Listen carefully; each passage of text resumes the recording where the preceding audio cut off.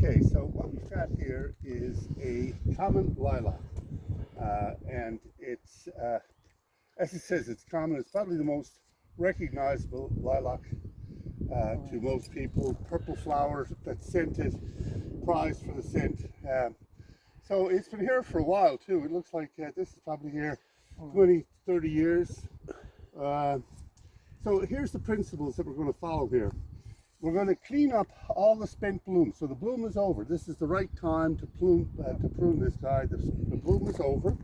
The next thing we're going to do is anything that's dead, we're going to take that out. And then we're going to raise it up from the ground a little bit and take it back in the head a little bit. The objective that we're trying to achieve is to take it back this way off this headstone. So I'm going to leave it to the boys to dig into it. So I'm just going to start, obvious, we're taking out dead. Obvious dead in here, like this. You're making, when you make your cuts, you want to make them perpendicular to this area and almost at a collar here. So there's and these little dead heads here, what Michael was referring to, so when they flower, after they flower out, let's see if I can find one now. Oh, right here. This would be a flowering head from last year, right? So what you want to do is take that out, because as the flowering drops back, these areas just die back naturally anyways.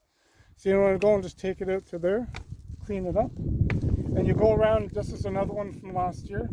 I'm not seeing many fresh ones from this year, but I'm literally going in and cleaning this out. The other thing you want to do is fold back the canopy and the internal parts, because you're getting less light in here. Some of these naturally die back anyways.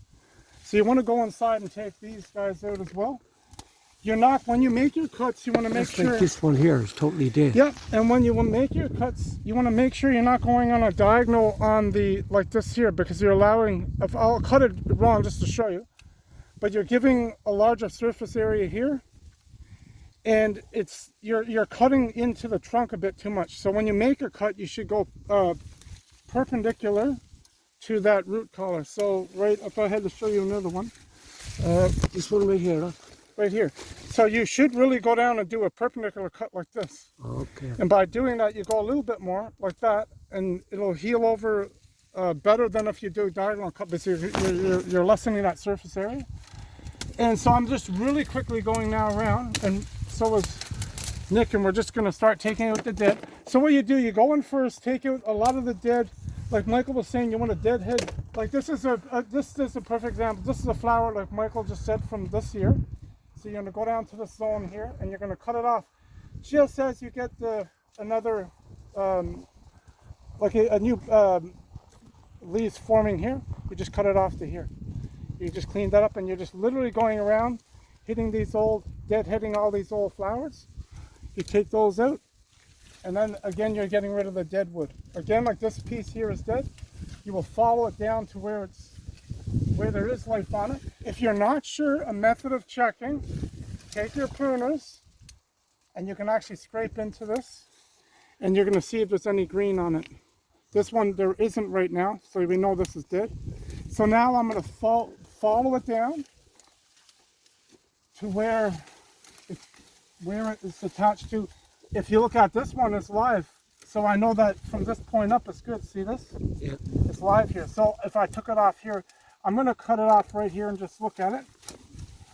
Rotating back. That's why you really want sharp pruners for that.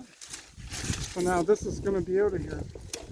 I'm literally going around, and that's what Nick is doing now. He's quicker at it because he's not talking like I am. He's there to get work done. We're literally going to go in and clean up the crown inside, take out as much dead wood as possible, and we're going to look at lifting it up, and then from there we want to pull it off the plot on the back, which is the main reason why we're here to begin with.